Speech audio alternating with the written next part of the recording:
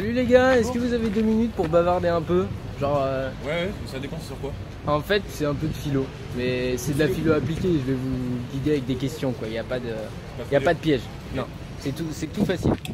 Ok, alors je vais essayer de trouver un moyen qu'on ne voit pas trop mal. C'est pour ma chaîne YouTube. J'enlève mes cheveux parce que ça fait un peu gueux. Non, ils sont parfaits tes cheveux, ils sont parfaits. Ok, là on a un bon petit plan. Ouais. Hop.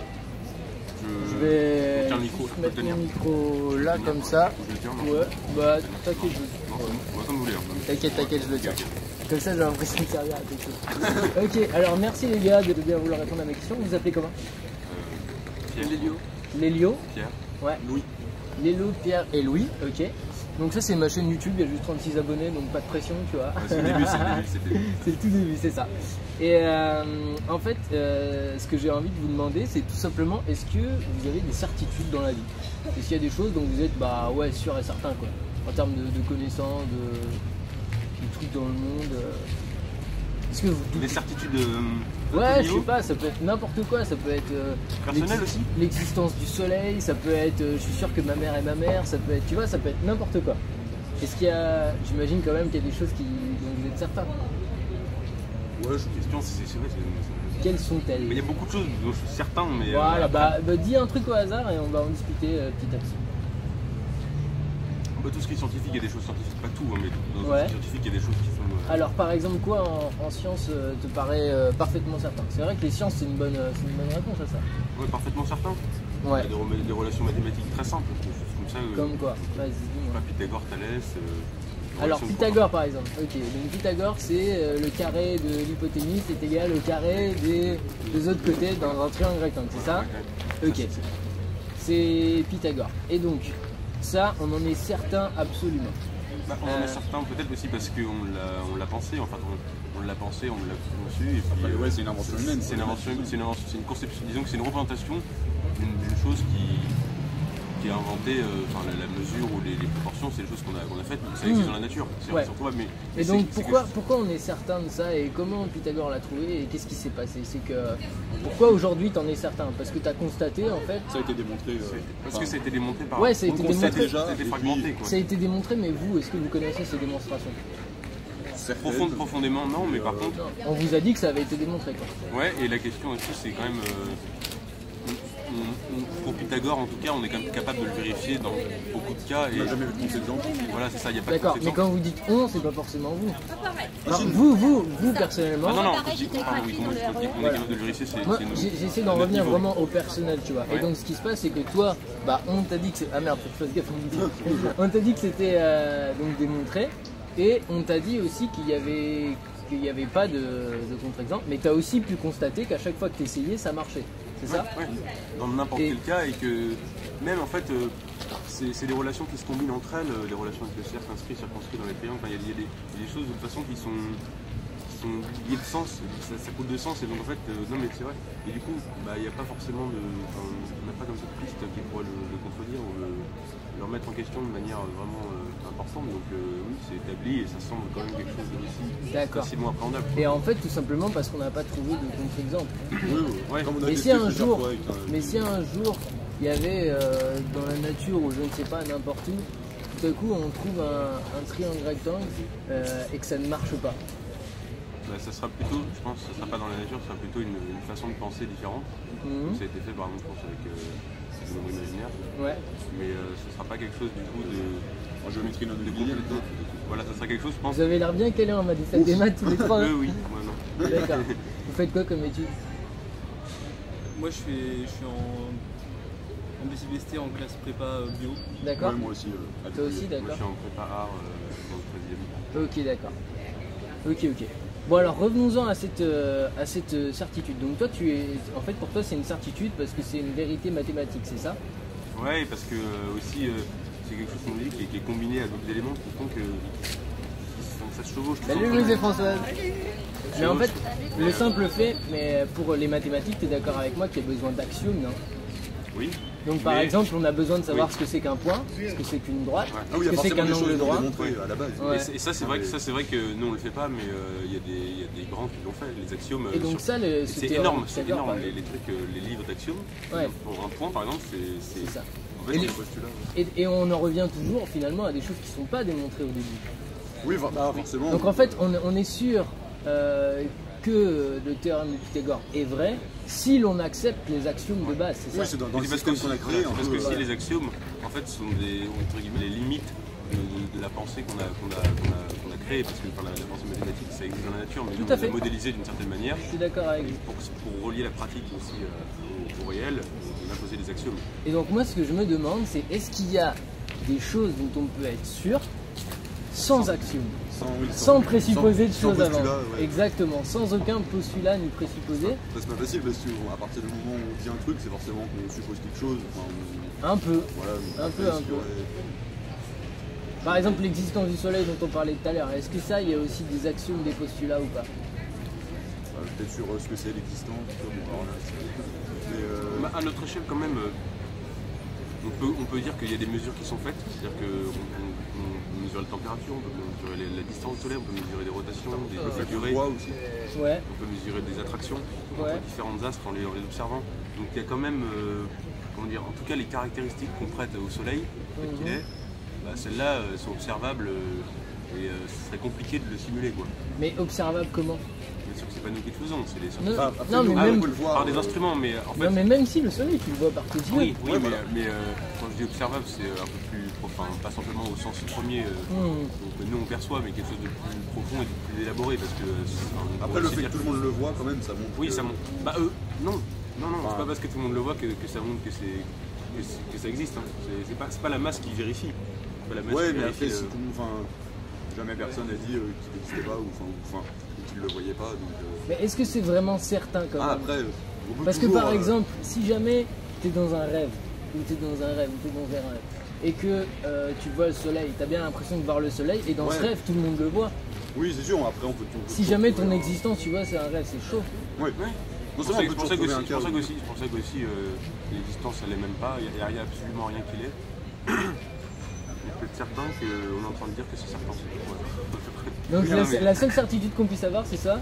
C'est Qu'on que- est en train de dire que c'est certain? Ouais, je pense que c'est ça. Bah, Et, sans axiome, parce que effectivement. Et après, qu'est-ce que tu entends par on est en train de dire? Bah, on va dire je suis en train de dire. Voilà. Tu es en train de dire, mais si ça se trouve, c'est un robot qui parle à ta place, tu crois que ça vient de toi, mais. Ouais, mais, Et tu crois que ça vient de l'intérieur, mais en fait ça vient de l'extérieur On peut aussi. toujours hein. trouver un cas, je pense, où on n'est pas sûr. Enfin, on peut. Voilà, si on- Donc il n'y a absolument si on rien raisonne dont on est sûr. Bah, si on raisonne comme ça, oui, en fait, après, on tombe si dans on- un scepticisme complètement, pas stérile, Voilà. parce qu'il est volontaire, mais Ouais. on tombe dans un scepticisme qui fait que du coup, plus rien n'est même pas, on peut rien dire, parce que si on dit quelque chose, comme disait Louis, ça présuppose, ou Ouais. alors on isole des hypothèses un peu farfelues. C'est une manière de penser, mais à partir du moment où on a un minimum de pragmatisme, disons, enfin, où on se dit, on se fixe sur une petite réalité, enfin, on façon, part comme base de ça, là oui, mais après, Ouais, il faut se dans mettre d'accord, dans il faut se mettre l'absolu, d'accord sur des présupposés. Quoi. Voilà, C'est ouais. ça. Après, Mais pour dans toi, l'absolu, sans présupposés, sans action, il n'y a pas la moindre certitude. Il n'y en a aucune. Ah non, parce Enfin, qu'il n'y a pas la moindre certitude, mais avec cette base-là, oui, il n'y en a pas, parce que de toute façon, on peut tout remettre en question. Donc, Oui, bon, on peut d'une toujours manière trouver un cas, D'accord. très l'absolu, débile. quoi. De manière Après, très débile. N'importe quelle affirmation peut être remise en question de manière très débile, parce qu'en fait, les suppositions peuvent être complètement. Enfin, quand je dis débile, c'est farfelu, quoi. Mais, Ouais. c'est pas. c'est vrai que même les trucs de base, on peut les remettre en question, enfin, les postulats, justement, les axiomes. Est-ce que vous pouvez juste me faire une petite place? Ah, est-ce que je suis en train de mourir? Mes genoux sont en train de mourir. Ah, voilà. Donc là, j'espère avoir tout le monde encore. Ok, super. Ok. Et ben alors moi, je suis pas d'accord avec vous. Et je vais vous proposer en fait une certitude qui me semble n'a besoin d'aucun présupposé de base. Cette certitude, c'est en fait ça doit se passer déjà au niveau individuel. On ne peut pas se mettre d'accord dessus parce que dès qu'on se met d'accord, ça veut dire qu'il faut qu'on présuppose l'existence des autres déjà. Donc ça c'est chaud. Donc moi au niveau individuel, et je vous propose de faire la même chose au niveau individuel, c'est j'ai la certitude qu'il se passe quelque chose.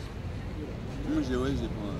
C'est-à-dire, même si tout est faux, même si tu sais, je t'ai dit tout à l'heure, ce que je dis là c'est certain, et je t'ai dit bah ça pourrait être un robot qui parle à ta place si tu as l'impression que c'est toi, et ben même si c'est ça, même si par exemple tu as un cerveau dans une cuve avec ces stimulations que tu crois que tu parles, etc., et ben ces simulations existent, et en fait, il se passe quelque chose pour toi. Tu vois ce que je veux dire? Ouais. Après, la question du Il y a, temps. quoi, disons. Dans ce qui se passe, c'est une question du temps. Ouais. Et le temps, en réalité, c'est une notion du vécu. C'est-à-dire qu'on Ouais. pourrait simuler du temps dans un instant. Si on pourrait supposer que le temps est aussi exprimable dans un instant et que nous, on le ressentirait comme quelque chose qui se passe. Tout à fait. Voilà. Donc, Tout à fait, mais dans tous les cas, ton ressenti existerait. Voilà. Mais le ressenti. Mais je suis après- d'accord après, avec est-ce toi que c'est un qu'on ressenti pourrait aussi, par exemple, tu as l'impression d'avoir une existence dans le passé, là, mais on pourrait tout envoyer tes souvenirs à 7 secondes. En fait, là, à 7 secondes, tu vois, ton passé n'existerait pas, mais tu aurais tous ces souvenirs, etc. Je suis d'accord avec toi, mais ça remet pas en question cette certitude finalement Il que y a quelque chose. voilà, il se passe quelque chose. Ouais. C'est ça. Et j'ai une deuxième certitude à vous proposer. Je sais pas si vous pouvez essayer de deviner, je vais vous donner un exemple. C'est que par exemple, quand je me brûle, je sais qu'il se passe quelque chose, mais il y a quelque chose en plus dont je suis certain. Qu'est-ce que c'est quand je me brûle? On a mal. Ouais. Et ça, en fait, c'est quelque chose de supplémentaire à la certitude. Non, désolé, on est occupé. Et ça, en fait, c'est une certitude qui est supplémentaire. C'est que je sais qu'il se passe quelque chose, mais en plus, j'y suis pas indifférent.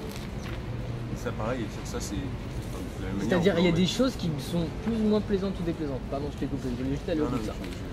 Bah, Alors, qu'est-ce que vous en Finalement, dites? finalement, ça Simulation pourrait être une aussi, simulation. Peut-être qu'on est Et puis, indifférent. la et brûlure. on nous fait croire Alors, ça qu'on pourrait est- être une simulation dans quel sens? Dans plusieurs sens, ça pourrait être, pour être moins farfelu, on peut passer par simplement, on peut stimuler des nerfs pour faire croire qu'on se brûle. Ouais. Donc, on n'a pas la sensation de brûlure. Mais en fait, Et si tu fais croire que tu te brûles avec tes nerfs, en fait, tu te brûles vraiment. Si par exemple, tu es ce cerveau dans cette cuve et que tu te brûles et qu'on t'envoie les stimulations, tu te brûles. Effectivement, il n'y a pas ce. Quand je dis que je suis certain qu'il y a du plaisir ou du déplaisir, ça ne veut pas dire je suis certain que je me brûle dans le sens où mon doigt est cramé. Peut-être mon doigt n'existe pas. Mais je suis certain que ce qui se passe à ce moment-là m'est déplaisant.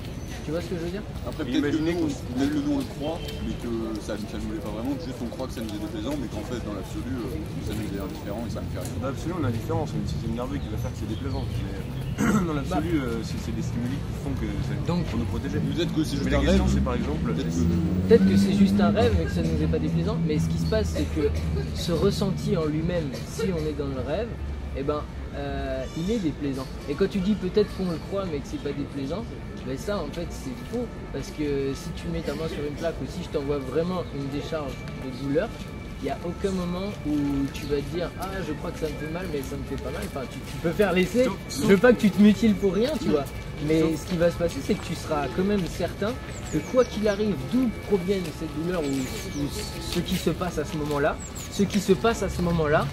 te sera désagréable.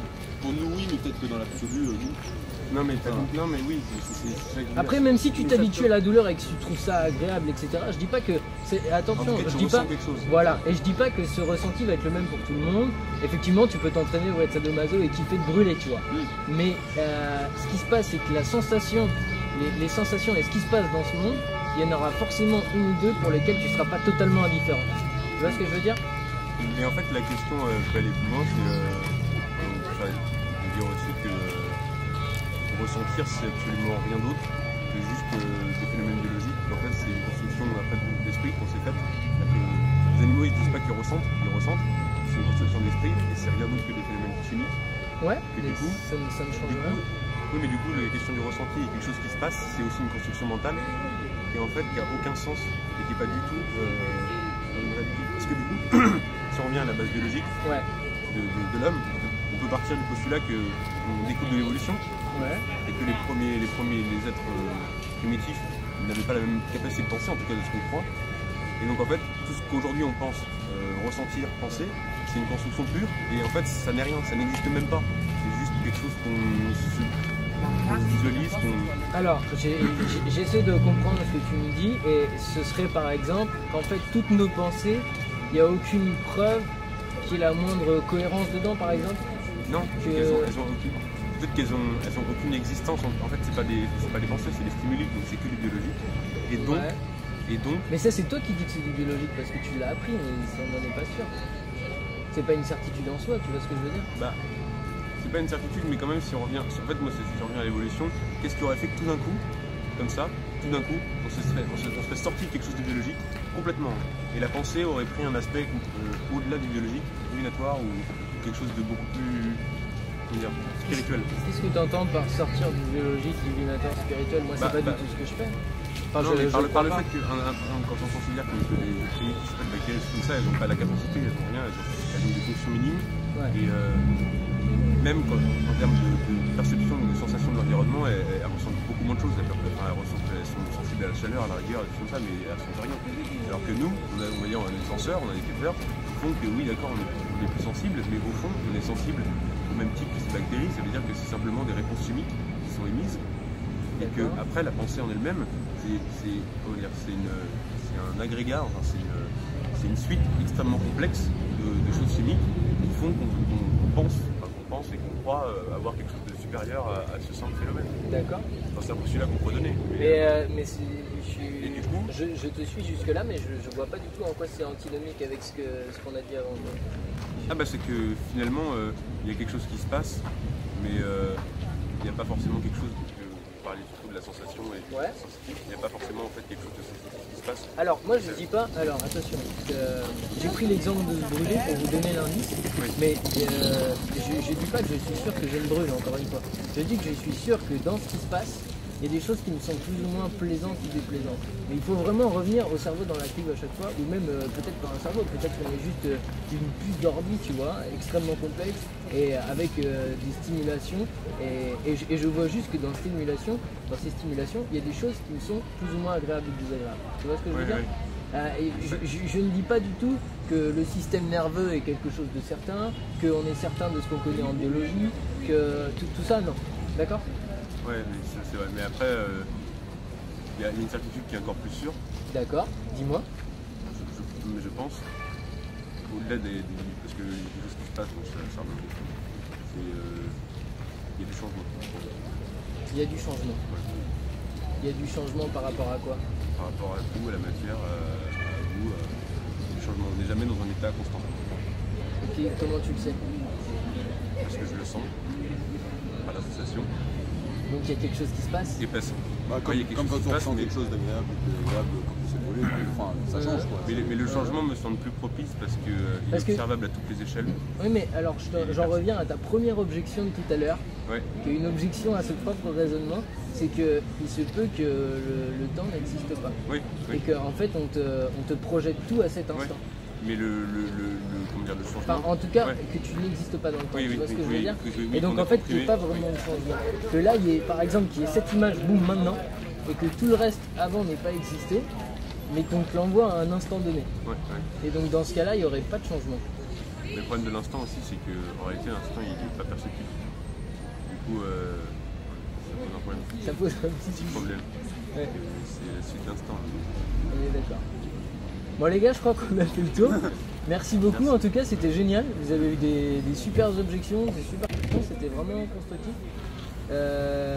N'hésitez pas à aller voir, donc ça s'appelle François Verger, chaîne Philo Sciences, ce truc là.